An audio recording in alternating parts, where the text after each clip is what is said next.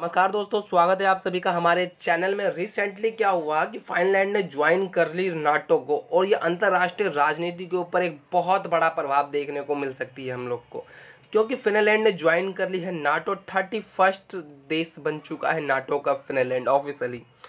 तो फिनलैंड ने officially 31 member बन चुका है North Atlantic Treaty Organization NATO का, जो कि रूस के साथ 830 मील 1300 किलोमीटर की सीमा रेखा साझा करती है। नाटो की अगर हम बात करें तो नाटो का मेन उद्देश्य था, जब संधि बनी थी, कि नॉर्थ की तरफ यानी अमेरिका की तरफ रूस की जो प्रसारवादी है ना, उसको आने ना देना, और इस कारण से जो है नाटो की स्थापना हुई थी। लेकिन अब नाटो जो है ना, चाइना और रसिया को देखते हुए जो है अपनी प्रसार की नीति को बढ़ाते जा रहा है, कंटिन्यू बढ़ाते जा रहा है।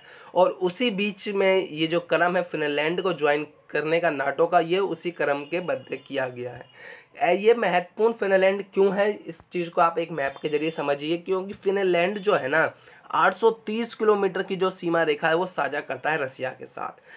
क्योंकि रसिया ने यूक्रेन के ऊपर जो वॉर प्रारंभ करी थी ना, वो इसलिए करी थी क्योंकि यूक्रेन जो है वो नाटो को ज्वाइन करने वाला था, और नाटो को ज्वाइन करने के बाद जो है ना, ये सीमा रेखा जो है कहीं ना कहीं आ जाती।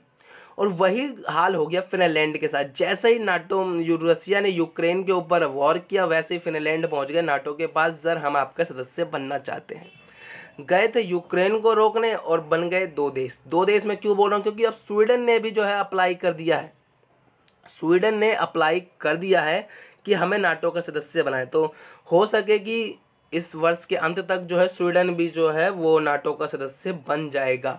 कंफर्म नहीं है, लेकिन हाँ अप्लाई कर दिया है। अब यूक्रेन वॉर से रसिया को क्या मिला, और फिनलैंड बन गया नाटो का सदस्य। तो सबसे पहले मैं बात करूँ, रसिया और यूक्रेन वॉर की स्टार्टिंग जो है वो कहीं ना कहीं नाटो था।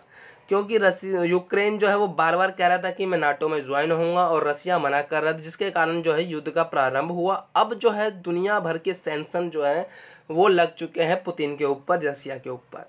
और दूसरी बात, उनका एक और पड़ोसी देश जो है वो फिनलैंड जो है वो बन गया नाटो का सदस्य, जो कि 830 मील्स की सीमा साझा करते हैं दोनों देश।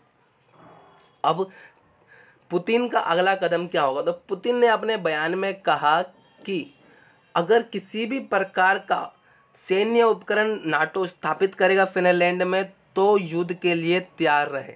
सवाल ये भी आता है कि अभी अगर रसिया जो है सिर्फ ये बोल निकाल रहा है, कि वाकई में कुछ ऐसा करेगा। क्योंकि अभी तक नाटो में जो है ना 30 कंट्री थे, जो कि फिनलैंड के बाद 31 सदस्य हो गए, और इन 31 सदस्यों के बाद अभी कोई भी देश के पास इतनी ताकत नहीं है जो इनसे लड़ाई ले।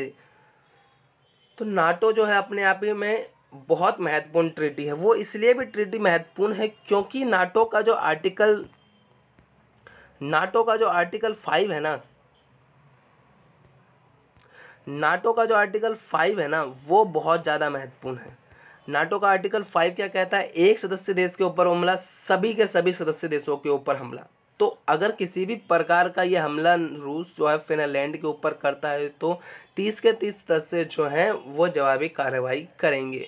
जो कि यही जो ट्रीटी है ना, यही जो आर्टिकल 5 है, वो पूरे ट्रीटी से सबको अलग करता है नाटो को, कि एक देश के ऊपर हमला और सभी देशों के ऊपर हमला माना जाएगा, जिसके कारण जो है ये मजबूती प्रदान करता है नाटो को।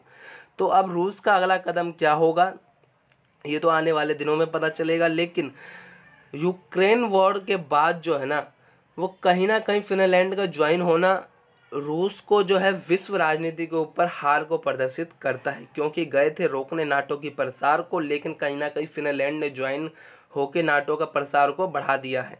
तो कहीं ना कहीं ये रूस की जो है वो हार है।